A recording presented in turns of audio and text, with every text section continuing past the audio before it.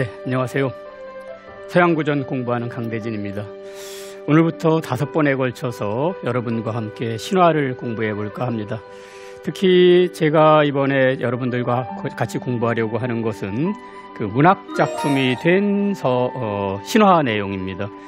여러분들에게 신화를 전해주는 우리에게 옛날부터 신화가 전해오는 가장 큰 자료라고 할까요? 원천은 문학작품들입니다. 문학작품들은 대개 서사시나 비극인데요.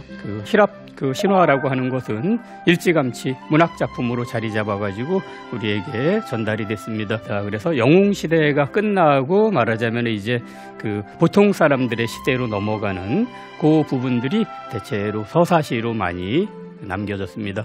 서사시라고 하면 여러분이 조금 어렵게 느껴지실 수 있는데, 서사라는 말은 이야기가 있다는 뜻이고요, 시라는 말은 운율이 있다는 뜻입니다. 그래서 운율에 맞춰서 이야기를 들려주는 장르가 서사시인데, 이번에 주로 서사시가 된 그러한 신화 내용들을 같이 공부해 보겠습니다. 자, 우리 오늘 처음으로 여러분들과 같이 공부하려고 하는 것은 아르고호 이야기라고 하는 작품입니다. 저 이야기는 상당히 오래된 건데요. 사실은 오디세이아에도 저 이야기가 나오는데, 저 이야기를 담고 있는 작품 자체는요, 조금 뒤에 헬레니즘 시대에 나온 것입니다. 헬레니즘 시대는 알렉산더 대왕이 죽은 다음이에요. 그래서 히랍 그리스에서 가장 문화가 번성하던 시기는 기원전 5세기인데요. 헬레니즘 시대에는 알렉산더 대왕이 4세기 중간쯤에 죽었거든요. 중후반에 죽었는데 기원전입니다. 다. 그 이후에 나온 작품입니다. 그래서 시대적으로는 약간 뒤에 만들어졌지만 이야기 자체는 아주 오래된 것이다. 그렇게 생각하시면 되겠습니다.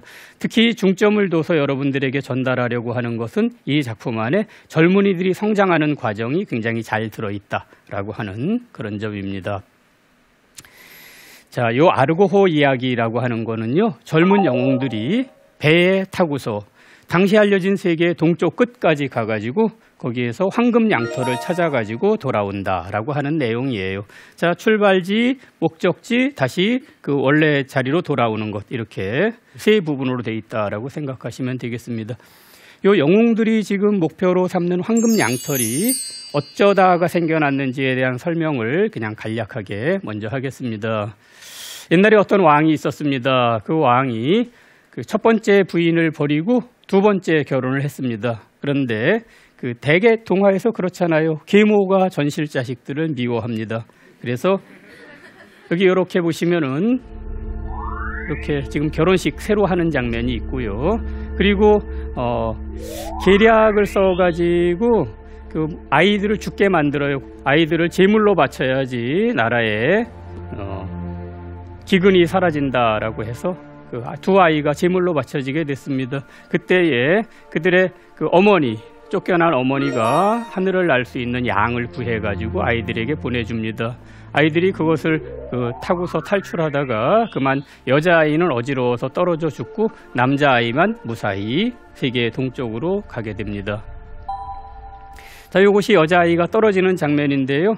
그래서 요 여자아이의 이름은 헬레인데요. 헬레가 떨어져 죽은 바다를 헬레스폰토스, 헬레이 바다라고 합니다. 그게 지중해 동쪽 에게해에서 흑해로 들어가는 입구, 거기를 가리키는 이름이 되었습니다. 자, 오빠인 프릭소스는요, 무사히 요 황금 양을 타고서 세계의 동쪽으로 가가지고 거기에서 여기 아이에테스라고 하는 왕의 접대를 받습니다. 아이에테스는 태양신의 아들이에요. 따라서 세계의 동쪽에 살고 있습니다. 하늘을 날아서 온 이 젊은이를 환대하고 자기의 사위로 삼은 다음에 이 양은 신에게 바쳤습니다. 그러고 나서 가죽을 보관하고 있는 것이 지금 아르고호 영웅들이 찾으러 가는 목표가 되는 것입니다. 자, 그로부터 세월이 흘러가지고 한 세대 정도 지나서 히랍 땅에 이아손이라고 하는 사람이 황금 양털을 찾으러 가게 되는데요. 이아손의 아버지가 원래 제대로 된 왕인데 그의 동생이 왕권을 빼앗았어요. 그래서 이아손이 조금 성장한 다음에 자기 삼촌을 찾아가서 이제 내가 다 자랐으니까 왕권을 돌려주시오 그랬더니 너 황금 양털 찾아오면 줄게 라고 했다는 판본이 있고요. 더 유명한 판본은요, 삼촌 조카 사이가 나쁘지 않아서 삼촌네 제사 지낼 때에 조카가 찾아갔는데 그 조카가 신발을 한쪽만 신고 있었다라는 겁니다. 이렇게 저 그림에 보시면 오른쪽 아래에 젊은이가 나타났는데 신발을 한 짝만 신고 있어요.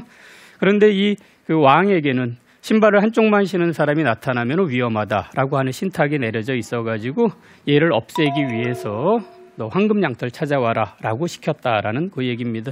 왜 여기 이하손이 신발을 잃어버렸느냐에 대해서도 대체로 헤라 여신이 이 젊은이를 시험하기 위해서 노파의 모습으로 나타나서 젊은이 나 좀 강 건너로 좀 건네주시게 그랬더니 할머니 등에 업히십시오 그래갖고 할머니를 업고 건너가는데 이상하게 물살은 점점 빨라지면서 할머니가 점점 무거워져 가지고 비척거리다가 신발을 잃어버렸다. 되게 그런 얘기가 전해집니다. 그런데 상징적으로 신발을 한쪽만 신었다는 얘기는요, 2개의 세계에 그 발을 걸치고 있다는 뜻으로 어떤 경계를 넘어가는 사람이라고 생각하시면 되겠습니다. 삶과 죽음의 경계를 넘어가는 게 이제 그 가장 많이 나오는 패턴인데요. 오늘 우리 이야기에서는 소년에서 어른으로 되어가는 경계를 넘어간다. 이렇게 생각하시면 되겠습니다. 이와 같이 어떤 사람의 신분이 바뀔 때 상당히 위험한 과정이잖아요. 우리 그런 게 제일 잘 나타나는 게 곤충이 껍질 벗는 순간이에요. 그렇죠? 뱀이 껍질 벗을 때도 그렇고 상당히 위험합니다.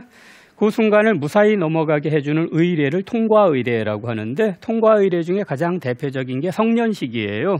그래서 오늘 우리가 보는 아르고호 이야기에는 젊은이가 어른이 되어가는 성년식의 요소를 굉장히 많이 가지고 있다. 이렇게 생각하시면 되겠습니다.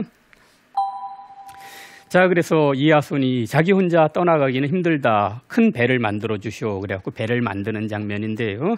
여기 아테네 여신도 왼쪽에서 같이 도와주고 있네요.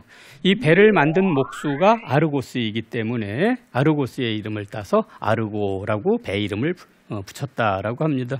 저 뒤에 보면은 나무도 있는데요. 히랍의 북서쪽에 도도네라고 하는 신성한 제우스의 신탁소가 있는데, 거기에 제우스의 참나무가 바람에 우수수 흔들리는 소리를 듣고서 사제들이 그걸 해석해 준다라고 그래요.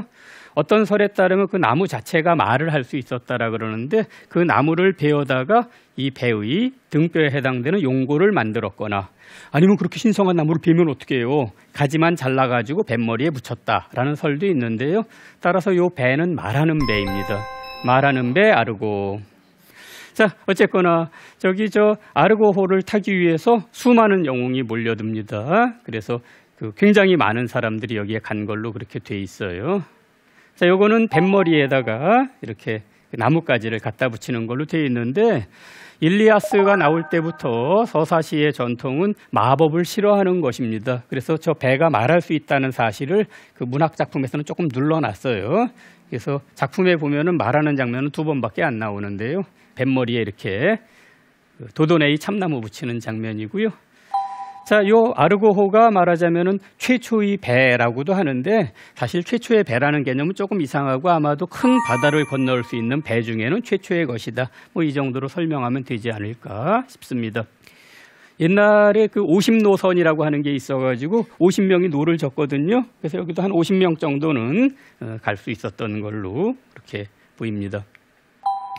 자, 이 사람들이 제일 먼저 상륙한 데는 렘노스라고 하는 섬인데요. 거기에 갔더니 여자들끼리만 살고 있어요. 게다가 얼른 남자들이 와서 자기네를 아기를 갖게 해주기를 고대하고 있습니다. 그래서 한동안 거기에 머물다가 아기를 낳게 해주고 떠나가는데요.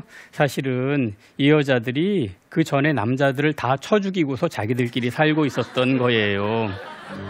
그래서 이 사람들은 그런 줄도 모르고 거기 살다가 떠나가는데, 여기 요 섬에 머무는 요 사건을 그렇게 묘사해 놓은 걸 보면요, 요 그림에서도 보세요. 여자들은 다 말 타고 있고 자기들끼리 말 위로 끌어올리고 하늘에다가 막 활 쏘고 나팔 불고 그러는데, 남자들은 왠지 위축된 것처럼 가고 있죠.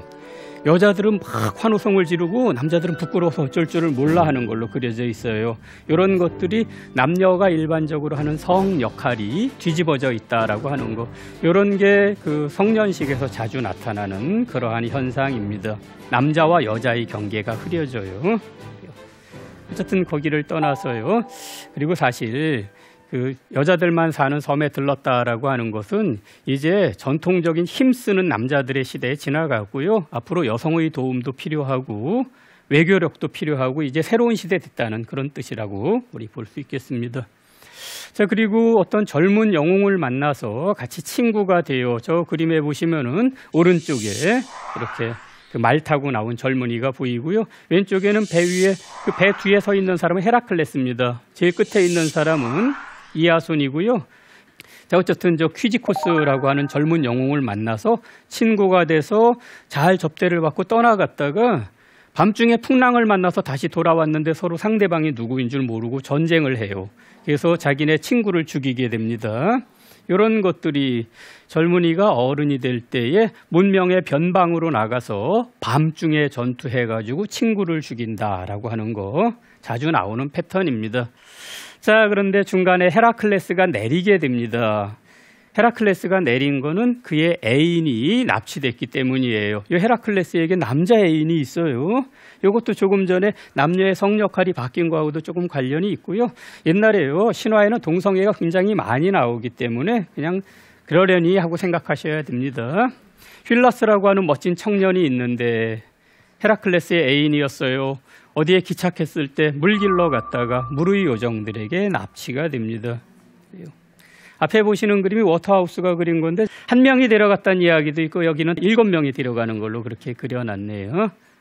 이 휠라스를 찾다가 헤라클레스가 배를 놓쳐요. 갑자기 좋은 바람이 부니까 야, 다 있지, 배 타라 그래갖고 떠났는데 한참 가다 보니까 헤라클레스가 없습니다. 그래서 야, 이거 헤라클레스 없이 어떻게 가냐, 도로 돌아가자 그러고 있는데 신이 나타나서 헤라클레스는 따로 할 일이 있으니까 먼저 가라고, 당신들끼리 가라고 하는데 헤라클레스는 여기서 내려야만 합니다.